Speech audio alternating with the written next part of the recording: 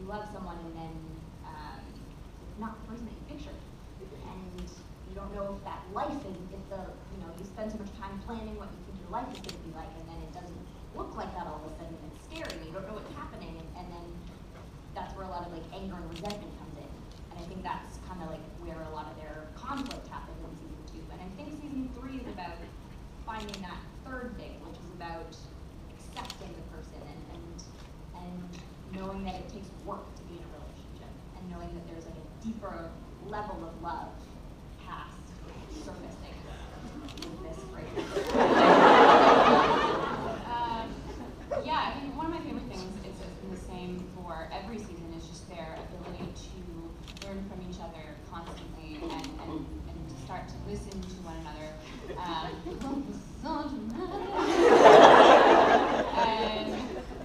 I think it was, without giving too much away, I think season 3 is very much about what a relationship is and what it can be, and how it doesn't have to subscribe to one particular thing, and how there is no definition of what girlfriend and girlfriend should be. There's so many different dynamics and different kinds of relationships, and yeah, I don't know. I think it's Good stuff in store.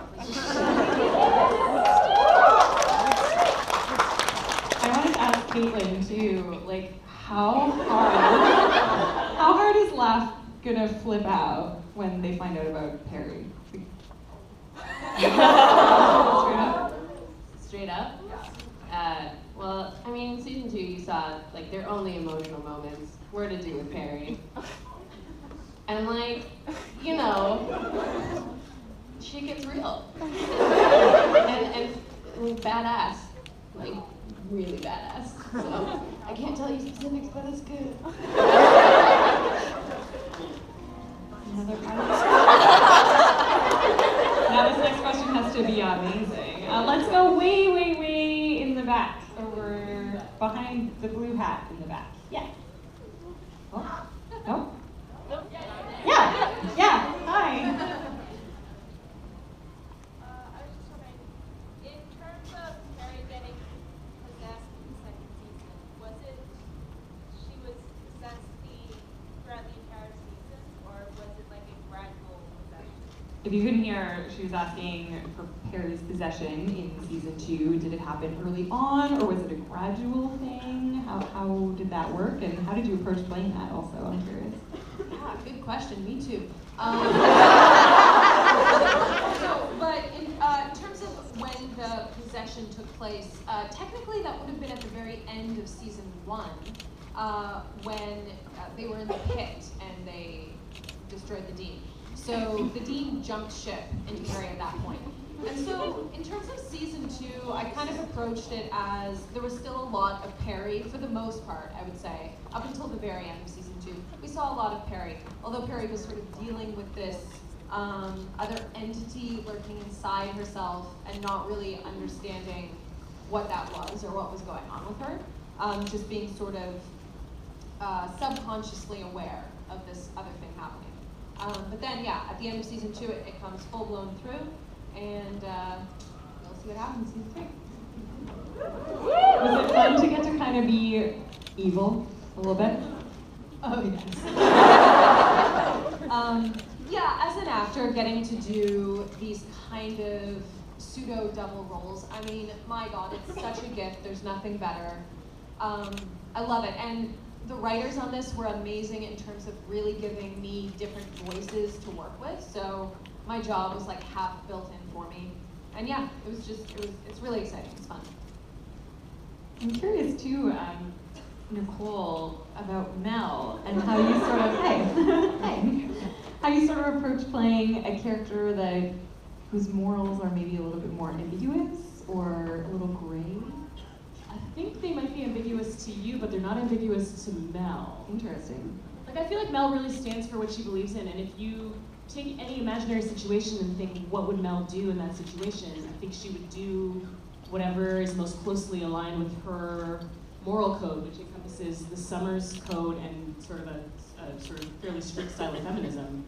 I think she's pretty consistent along those lines, and I see her as somebody who's really principled and has a really strong sense of injustice and a strong sense of it being partly her job to try to right the injustices that she sees going on around her. So I think that Mel's morals are not ambiguous. I can see how they would look ambiguous to a viewer, but I think if you imagine in any situation what Mel would do, you would always guess correctly. I now just want a bracelet that says, "What would Mel do?" Yes. I love her relationship with Danny too. I think that your relationship is super interesting. This sort of competitiveness between the two of you. How does that develop on season? In season 3? Yeah. How does it develop in season 3?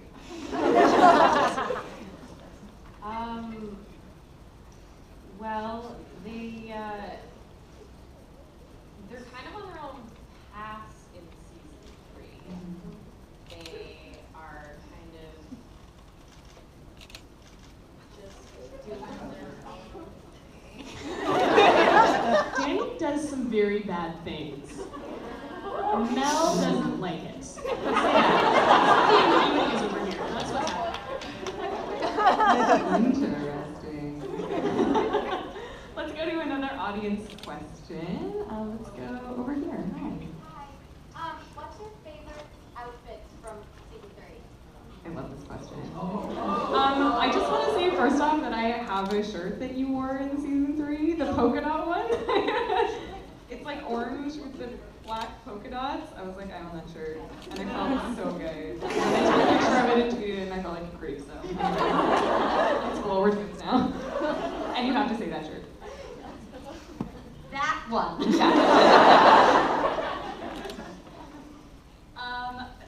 The wardrobe person was amazing this year. It was so good. Like Danny's new vampire wardrobe is so good. But also everything that Maddie wears. Like, I mean, also Cynthia Walker could wear like a garbage bag and look fantastic. But she just gets the most like glamorous, like vintage, like, I'm like, cool, I'm here in a button up. Great, thanks for you, thanks, bye. Do you like my owl sweater?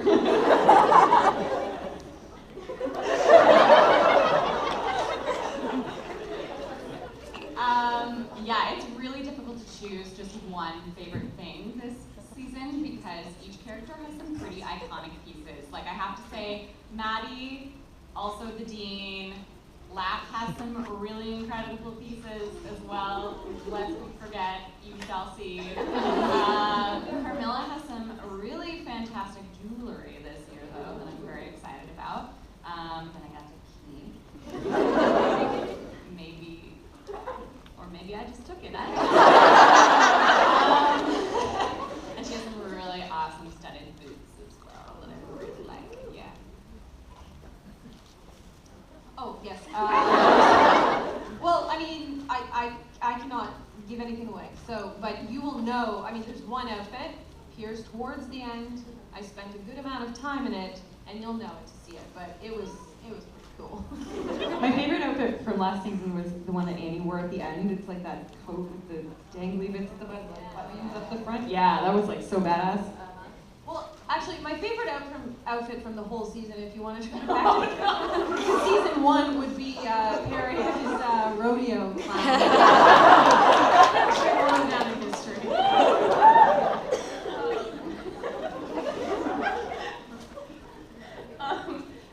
My outfit of the season that I love, I can't tell you about, but when you see it, you'll be like, that's my face when I put it on. My favorite pieces, my season 1 boots came back, my vests came back, and I got to wear goggles, which I really liked. You know, like the feeling that you see on TV when someone puts on their wedding dress and all their friends are like, you're so beautiful, and you kind of burst into tears, or when you see someone like wearing the clothes that they were sort of born to wear and you well up because you see them. That's how I felt when I saw Kate in their best outfits. They were walking out in that outfit, and I was like, so beautiful. Where'd you wear that outfit? Remember, it took like 9 pages. Nicole, you cannot post those on social media. Oh, I just want to own them.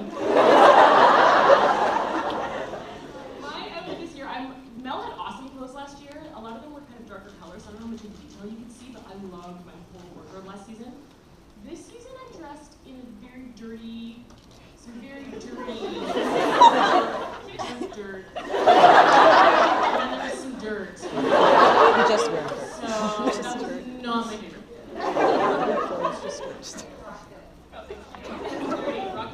People would be like hugging me at the end when everyone's like hug, hug, hug. I was like, I don't want to get your costumes dirty because they're vintage. I'll just take some pictures. I got some pictures I'll show you later.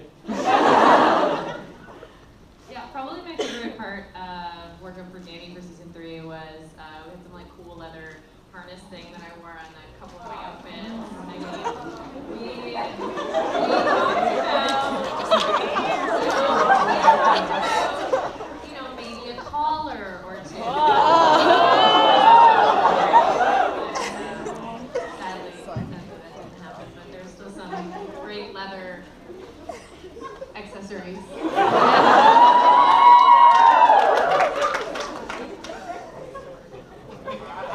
The first thing that came to mind was actually the polka dot top. Nice, That's nice. Or when Theo feels.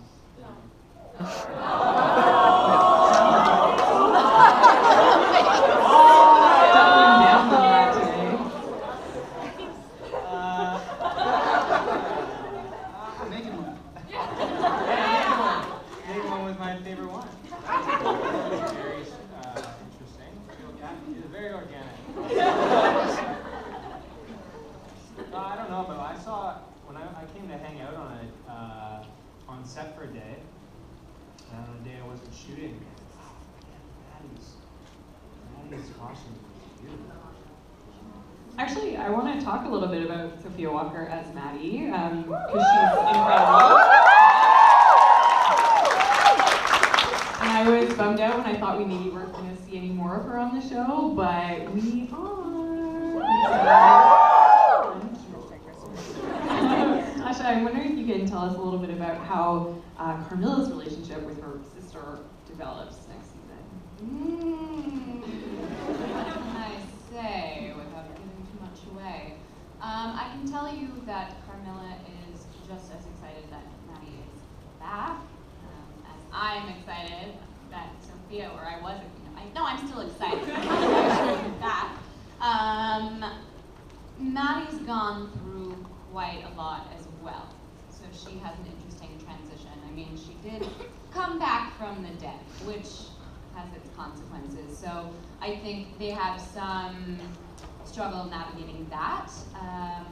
But yeah, you definitely, especially towards the end of the season, you'll see there's just such a great love between them, but they also kind of come to this like, I don't know, they sort of, they don't always see eye to eye, but there's definitely such a deep love there, which is hopefully comes across, because, you know, they've been family for hundreds of years, so, yeah. I'm excited to see the relationship, yeah, working with her is such a gift, so, yeah. Awesome, thanks. All right, let's do another audience question. Yeah, over here, hi. Nope. Yep. Yeah.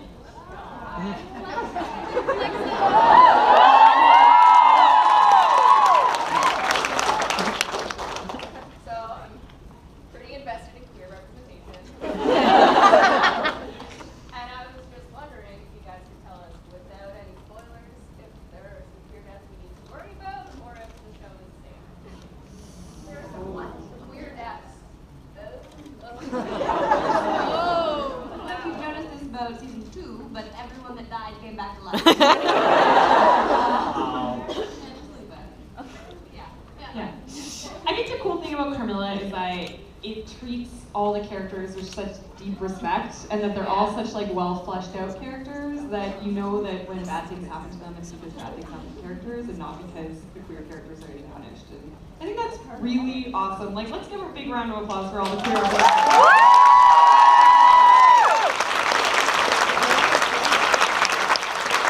And it's so interesting because you see a lot of it on TV these days. Actually, I kind of want want to see if we can go down the line, and you guys must have some awesome fan stories about people who have expressed to you, you know, like gratitude or their own stories. What are some of your favorite fan moments dealing with Food Pups over the past few years? Oh, I've got one that comes to mind right away. I mean, all of them are amazing.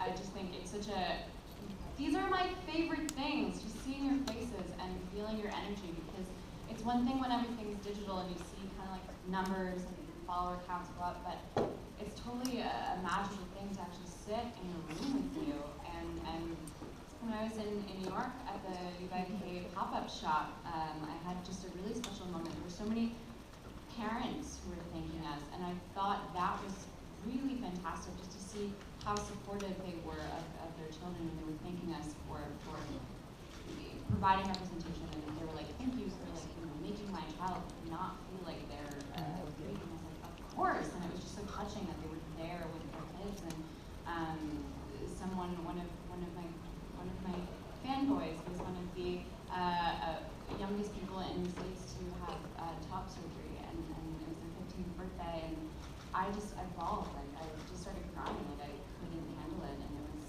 amazing and really good to me. So yeah, it's always fresh and it's always exciting and it's always just so overwhelming, and it's never gets old every time. So thanks, guys.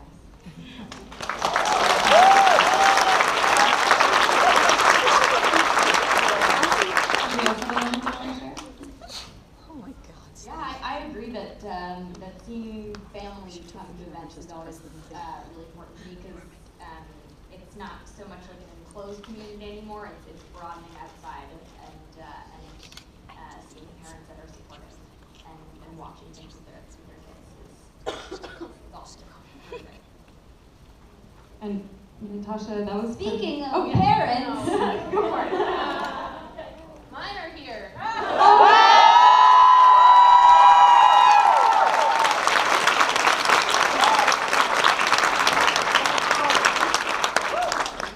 I'm sorry, I said I wouldn't do that.